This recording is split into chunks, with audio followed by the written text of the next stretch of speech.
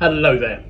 Today I'm taking a look at a slightly different style of wine. This is an orange wine from Central Otago in New Zealand.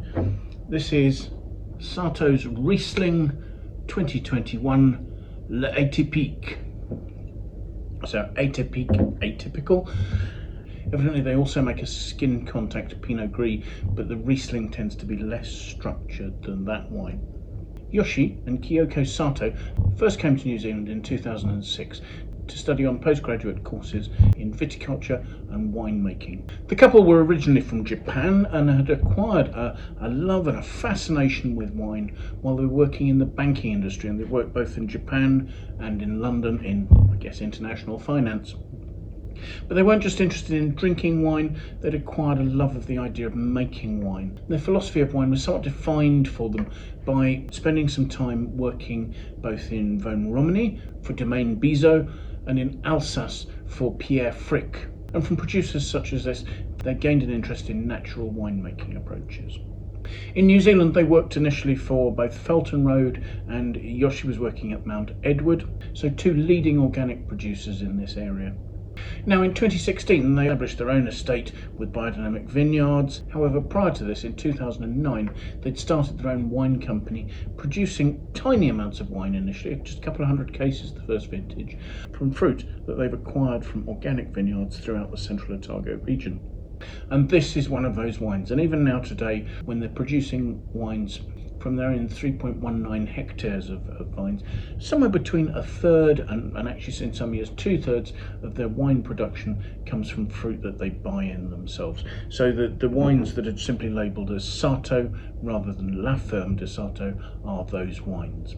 And we're told that the fruit for this particular wine comes from two vineyards, the Red Shed Vineyard and Domaine Road Vineyard.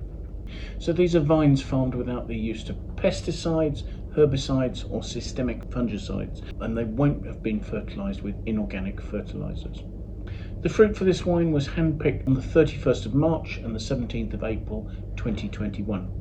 Now presumably it was the two lots were treated differently, because 40% of the wine spent 19 days fermenting on its skins as you would a red wine, so taking tannins as well as flavours and perfumes from the skins. The remaining 60% spent 8 days doing what's called a carbonic maceration. Carbonic maceration is rarely applied to whites.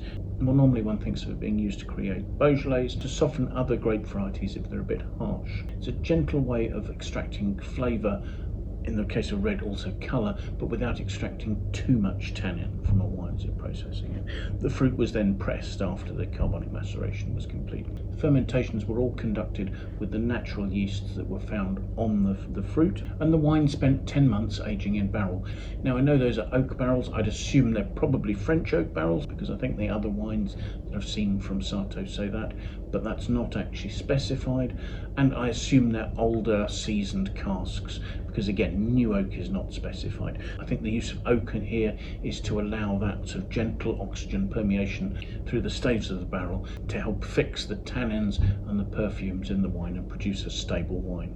And such is their confidence that the wine is stable after this 10-month aging process, that the wines are bottled unfined and unfiltered, and with just 15 milligrams per litre of SO2. So that's a very low level of SO2. I mean, these are wines made in the winery with very little intervention and are practically natural wines. Production was relatively limited. The label says there were 1,415 bottles of this made. And the label also points out that the wines with time will throw sediment, and I do note that this actually has, I can't really show it to you there, but there are some grains of sediment in the bottom of the bottle there as well. So let's have a look at the wine, shall we? I should imagine you've noticed already that this is sort of a golden or pale bronze colour. There almost seems to be a slight haze. Again, I think that's possibly a touch of sediment. This is towards the bottom of the bottle that the team have already tasted. So maybe the bottom portion is where the sediment is. So let's see what we make of the aromas, shall we?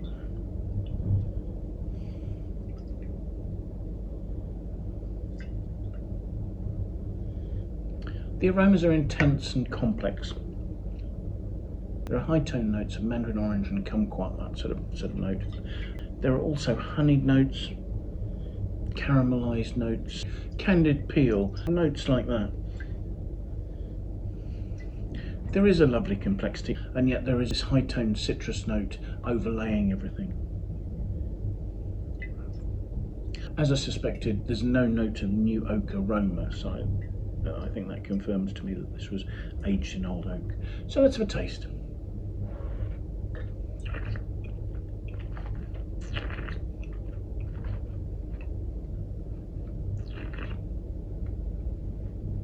On the palate, this has good freshness. There's nice crisp acidity. Not surprisingly, there's a tannic structure. The wine's a mid-weight. The alcohol that's noted on the label is 12.5%. I should have said I didn't really see any tears forming on the glass, and that would explain why. So actually it's fruit intensity and the tannins that are giving this wine a sort of medium body. It's completely dry. I wouldn't be surprised if people were anticipating that with this depth of colour this would be a sweet wine. There are the candied peel notes.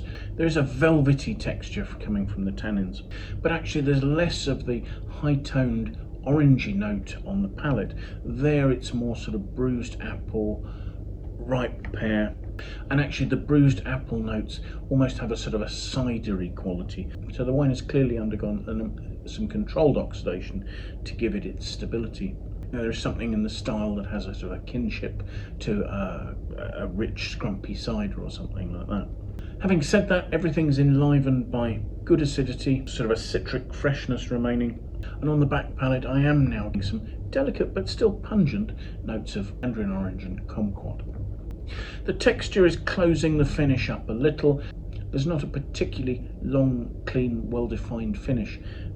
It is those orange perfumes continuing to show themselves gently after everything else has faded. Given the fact that the wine is deriving its stability from its oxidation and that it has good acidity, I wouldn't be surprised to find that this is a wine that would happily age for 7 or 8 years, and yet its style is very individualistic. If you're not fond of orange wines, I'd actually say this is probably more appealing to you than many. It is relatively smooth. It has a nice richness to somewhat counterpoint tannic structure here. It's probably a wine that you would want to drink with foods. Pairing this, I think, with hard cheeses, for instance, would be fantastic. In terms of its quality, we don't actually have an aggregated critic score for this vintage of this wine, but if you look at all the vintages of the wine, those have consistently gained an aggregated score of 92 out of 100. I think as long as you're happy with orange style wines, I think that's a very fair score for the wine to get. But whether you like this style or not, I think you can still recognise that there's a really good fruit intensity here and lovely acidity. And I don't think you actually need to like the style to understand that that's a mark of quality. Anyway, I hope you've enjoyed the tasting. If you have, do please press the like button. That would be fantastic of you. If you have any comments you want to leave, please pop those in the comments box below. We love to see your feedback about the wines we're looking at, the tastings we're doing, or anything else that relates to. If you have any friends you think might be interested, do please pass it on to them. We'd really appreciate that. If you would like to watch more of these tastings, the best answer would be to subscribe to our channel, and that way you can set yourself an alert and be notified every time we release a new tasting.